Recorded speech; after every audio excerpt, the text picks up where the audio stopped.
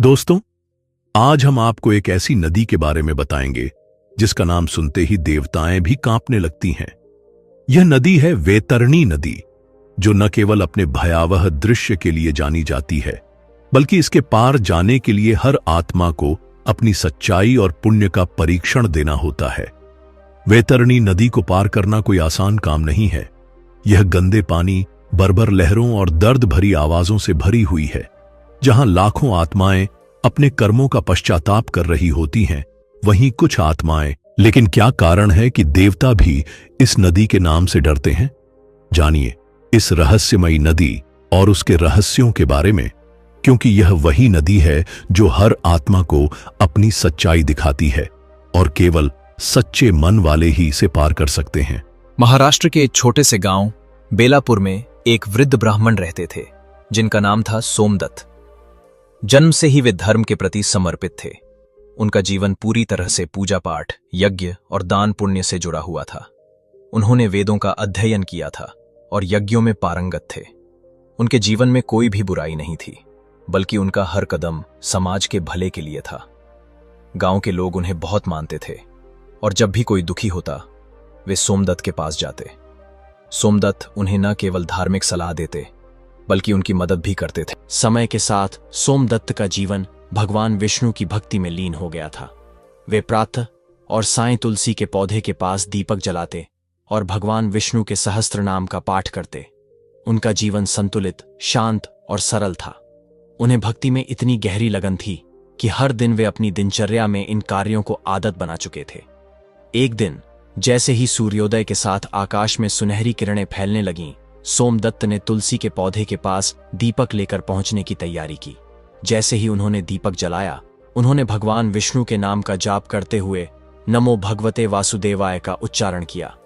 अचानक उनके मुंह से नारायण शब्द निकला और यह उनका अंतिम शब्द था। सिर्फ कुछ ही क्षणों में उनकी आत्मा शरीर से मुक्त हो गई। उनका जीवन भगवान की भक्ति में समर्पित था और इसी भक्ति के कारण उनका निधन एक शांतिपूर्ण और दिव्य रूप में हुआ। सोमदत्त के शरीर से आत्मा के निकलते ही एक अद्भुत हल्कापन महसूस हुआ। चारों ओर एक दिव्य और शांति से भरा प्रकाश फैलने लगा। आत्मा ने नीचे देखा तो उनका निर्जीव शरीर तुलसी के पौधे के पास पड़ा था और उनके परिवारजन विलाप कर रहे थे। लेकिन आत्मा को अब किसी प्रकार का मोह नहीं था, क्योंकि वह अब अपने कर्म फल की यात्रा पर निकल चुकी थी। जैसे ही आत्मा ऊपर उठी, उसने देखा कि दो दिव्य पुरुष उसकी ओर बढ़ रहे थे। ये थे यमदूत, लेकिन उनके रूप में वह भयावहता या रौद्रता नहीं थी, जैसा कि शास्त्रों में पापियों के लिए वर्णित होता है। उनके चेहरे पर गंभीरता और दैवीय तेज था। एक यमदूत ने कहा, अब आपको यमलोक की यात्रा करनी होगी, लेकिन डरने की कोई बात नहीं है। यह मार्ग कठिन जरूर है, लेकिन आपके पुण्य कर्म आपको मार्गदर्शन देंगे। सोमदत्त ने शांत भाव से सिर हिलाया और अपनी यात्रा की शुरुआत की। पहला पड़ाव था वैतरणी नदी। कुछ ही समय में वे एक भयावह नदी के किनारे पहुंचे। यह नदी काली, आत्माएं छटपटा रही थीं। कुछ डूब रही थीं, कुछ पुकार रही थीं और कुछ अपने कर्मों पर पछता रही थीं। सोमदत्त ने यमदूतों से पूछा, मैंने तो जीवन भर धर्म का पालन किया, फिर मुझे इस गंदे और भयावह स्थान से क्यों गुजरना पड़ रहा है? यमदूत ने उत्तर दिया, हे पुण्यात्मा, यह वैतरणी नदी है, जिसे हर आत्मा को पार करना अनिवार्य है। हालांकि केवल वे ही इसे बिना कष्ट के पार कर सकते हैं जिन्होंने गौदान किया हो, जिन्होंने धर्मपूर्वक जीवन जिया हो और जिनका अंतिम समय भगवान का स्मरण करते हुए बीता हो। सोमदत्त के मन में शांति की लहर दौड़ी।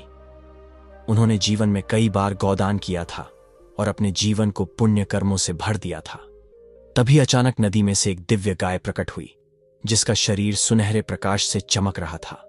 उसकी आंखों में ममता और करुणा का अद्भुत भाव था और उसके माथे पर चंद्र चिन्ह स्पष्ट रूप से दिख रहा था। यह गाय किसी सामान्य गाय की तरह नहीं थी, बल्कि यह एक दिव्य अस्तित्व थी। गाय ने सोमदत्त की ओर देखकर कहा, हे भक्त, आपने जीवन भर मुझे गौदान किया था, अब मैं आपको इस वैतरणी नदी से पार कराऊंगी। सोमदत्त ने गाय की पीठ पर चढ़ते हुए उसके प्रति आभार व्यक्त किया। गाय ने उन्हें सहजता से अपनी पीठ पर बैठने का अवसर दिया और फिर धीरे धीरे चलकर वे दोनों नदी के पार पहुंच गए। सोमदत्त ने देखा कि दूसरी आत्माएं उन्हें बड़ी ईर्ष्या और आश्चर्य से देख रही थीं। वे सोच रहे थे कि यह कैसे हो सकता है कि इस भयावह और गंदे स्थान को पार करने में उन्हें कोई कठिनाई नहीं हो रही है, जबकि वे खुद इसके बीच में संघर्ष कर रहे थे। नदी पार करने के बाद सोमदत्त ने देखा कि उनका अगला पड़ाव एक विशाल भवन था, जिसका द्वार बड़े और भव्य थे। यह चित्रगुप्त का लेखागार था। भवन का आंतरिक रूप अत्यंत भव्य और दिव्य था। वहां की छतें ऊंची थीं और दीवारों पर स्वर्णिम आभूषण लगे हुए थे। अंदर लाखों ग्रंथों की अलमारियां थीं, जिनमें जीवन के हर पहलू से जुड़ी जानकारी थी। बीच में एक विशाल सिंहासन पर चित्रगुप्त देव विराजमान थे। उनके हाथ में एक स्वर्ण कलम थी और उनके सामने एक विशाल ग्रंथ खुला हुआ था, जिस पर वह ध्यान से कुछ लिख रहे थे। सोमदत्त को देखकर चित्रगुप्त ने उनका स्वागत किया और बोले, सोमदत्त, तुमने जीवन भर कई पुण्य कार्य किए हैं। दान, यज्ञ, सेवा और भक्ति के रूप में तुमने जो कार्य किए वे अत्यंत सराहनीय हैं। हालांकि कुछ पाप भी तुमसे हुए हैं। एक बार तुमने एक गरीब को तिरस्कृत किया था, एक बार क्रोध किया था और कभी कभी अहंकार भी प्रकट हुआ था। सोमदत्त ने सिर झुका लिया, क्योंकि उन्हें यह समझ में आ गया था कि जीवन में केवल पुण्य कर्म ही नहीं, बल्कि कुछ गलतियां भी होती हैं जो मनुष्य से अनजाने में हो जाती हैं। चित्रगुप्त ने फिर कहा, लेकिन तुमने विष्णु का नाम स्मरण करते हुए अपना जीवन व्यतीत किया और अंतिम क्षण में नारायण का उच्चारण किया। यही तुम्हारे समस्त पापों का प्रायश्चित है। तुम्हारे जीवन का हर पुण्य कर्म तुम्हें मोक्ष की ओर ले जाता है और तुम्हारा अंतिम कर्म, भगवान का नाम स्मरण, तुम्हारे समस्त दोषों को ध्वस्त कर देता है।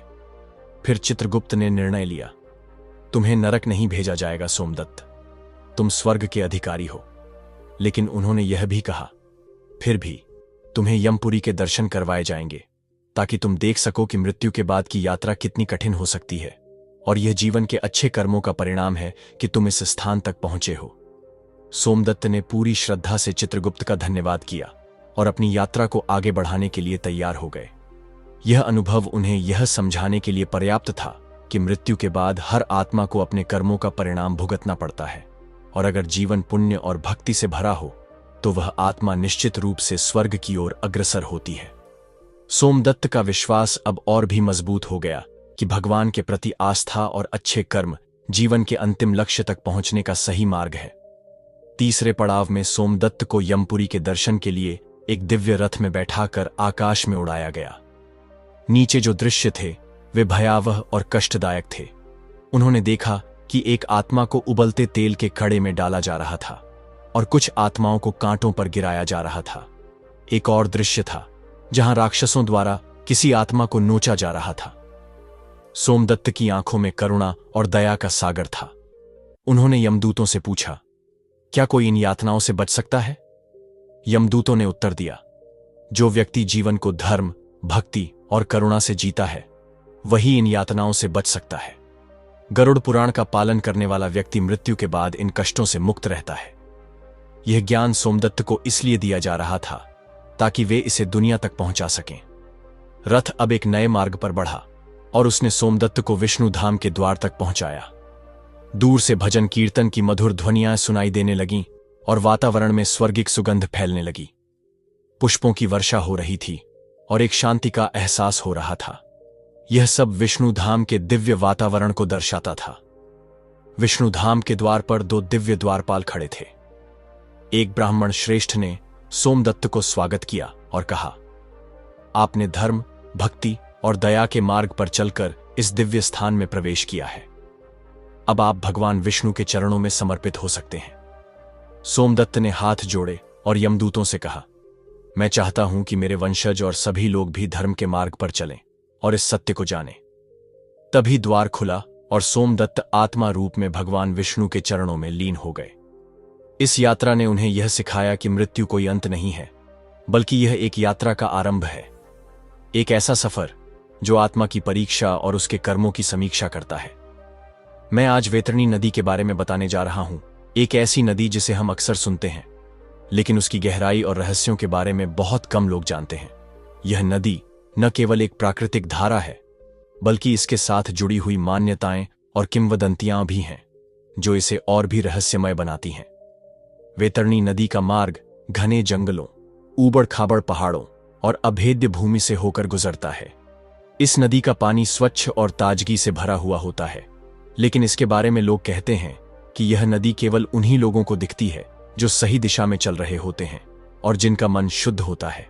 नदी के किनारे कई छोटे छोटे मंदिर भी हैं, जहां श्रद्धालु पूजा करने के लिए आते हैं। इस नदी के बारे में सबसे दिलचस्प बात यह है कि यहाँ की बहाव के साथ बहने वाली आत्माएं, जिनका जीवन धर्म, भक्ति और त्याग से जुड़ा हुआ होता है, उसी नदी के पानी में शुद्ध होकर मोक्ष की प्राप्ति करती है।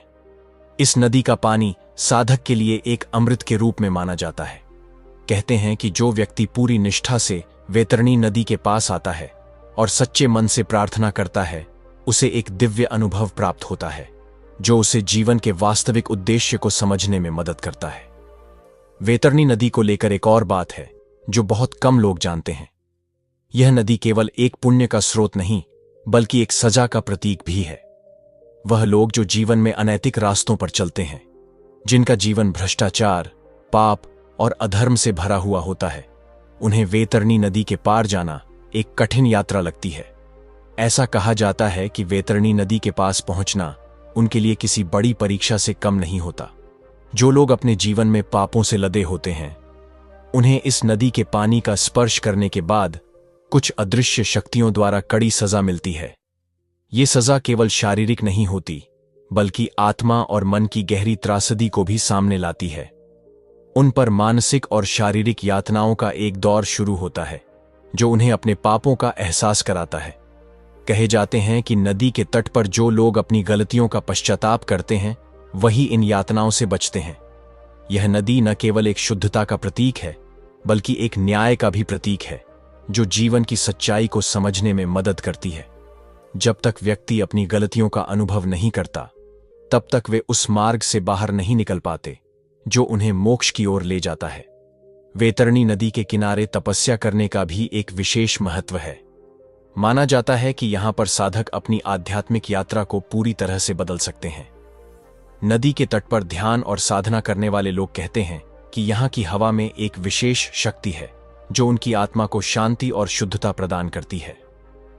तपस्वियों का मानना है कि यदि व्यक्ति सच्चे मन से वैतरणी नदी के किनारे साधना करता है, तो वह अपनी जीवन यात्रा को सही दिशा दे सकता है। ऐसा कहा जाता है कि यहाँ की गूंजती हुई ध्वनियां और प्राचीन संस्कृत मंत्रों का प्रभाव उन पर एक गहरी छाप छोड़ता है, जिससे उनका आत्मज्ञान और बोध बढ़ता है। यहाँ आने वाले लोग केवल अपने शारीरिक कष्टों से मुक्त नहीं होते, बल्कि वे मानसिक शांति और दिव्य अनुभव की प्राप्ति करते हैं। नदी का तट एक ऐसा स्थल बन जाता है जहां साधक और श्रद्धालु दोनों ही अपने भीतर के अंधकार को दूर कर प्रकाश की ओर अग्रसर होते हैं। इस स्थान पर साधना करने वाले लोग न केवल स्वयं को शुद्ध करते हैं, बल्कि समाज के लिए भी एक प्रेरणा का स्रोत बन जाते हैं। अब वैतरणी नदी का अंतिम सत्य यह है कि यह नदी केवल शारीरिक जीवन के अंत का प्रतीक नहीं है, बल्कि यह जीवन के अंत से परे की एक गहरी यात्रा को दर्शाती है। इस नदी के पानी में डुबकी लगाने से व्यक्ति अपने जीवन की असली अर्थ और उद्देश्य को समझने लगता है। यह नदी हर व्यक्ति को यह एहसास दिलाती है कि जीवन का असली उद्देश्य केवल भौतिक सुखों का भोग नहीं है, बल्कि आत्मा की उन्नति और मोक्ष की प्राप्ति है। जो लोग जीवन में सच्चे उद्देश्य के लिए संघर्ष करते हैं, वे इस नदी के पास जाकर पवित्र अनुभव प्राप्त करते हैं और उनके भीतर एक नई चेतना जागृत होती है। वे आत्मा की गहराई में जाकर अपने कर्मों का आकलन करते हैं और अपने जीवन को शुद्ध और उद्देश्यपूर्ण बनाने का प्रयास करते हैं। वैतरणी नदी की यह रहस्यपूर्ण यात्रा न केवल हमें जीवन का असली उद्देश्य समझाती है, बल्कि यह भी बताती है कि मनुष्य का कर्म और उसकी आस्था ही उसे सही मार्ग की ओर अग्रसर करती है।